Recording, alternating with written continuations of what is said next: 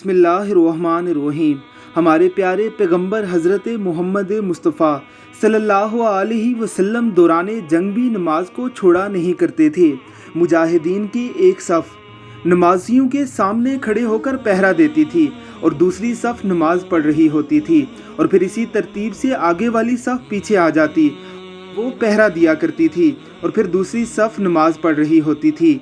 آپ صلی اللہ علیہ وسلم کا ارشاد گرامی ہے کہ ہم میں اور کافروں میں فرق کرنے والی چیز نماز ہی ہے، پس جس نے اس کو ترک کیا اس نے گویا کفر کیا۔ غالباً سیریا کے مسلمانوں کی نماز پڑھنے کا ایک منظر ہے۔ راوزی طیارے آسمان سے آگ برسا رہے ہیں، اور کچھ مسلمان ہیں کہ اللہ رب العزت کے حضور سجدہ ریز ہو کر اللہ رب العزت کی عبادت میں مصروف ہیں۔ وہیں پر موجود دوسرے لوگ اگرچہ نمازیوں کے اوپر سے پلانگتے ہوئے ادھر ادھر بھاگ رہے ہیں، لیکن اللہ کے یہ ولی ہیں کہ بغیر کسی خوف کے اللہ رب العزت کے حضور اس خشوع و خضوع سے کھڑے ہیں، جس خشوع و خضوع سے حضرت علی رضی اللہ تعالیٰ عنہ کھڑے ہوا کرتے تھے۔